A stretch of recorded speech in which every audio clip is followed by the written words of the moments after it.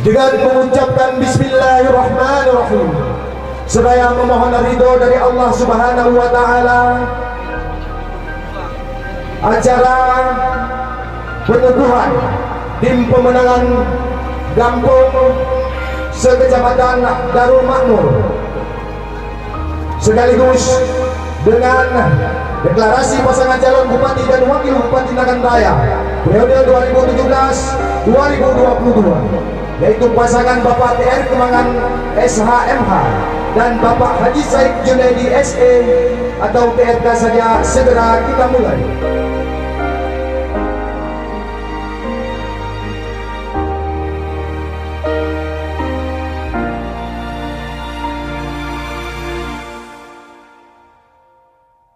Penguasa yang cerdas, yang mempunyai pengetahuan dan pendidikan, itu yang Bapak Riko dukung sekalian untuk menjadi bakal calon bupati yang akan datang.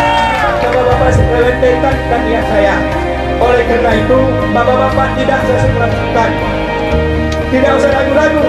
Itu seluruh kegiatan atau prioritas pembangunan Nagan itu sasaran pembangunannya adalah kepada kegiatan-kegiatan yang langsung bisa membantu masyarakat kita di tingkat bawah.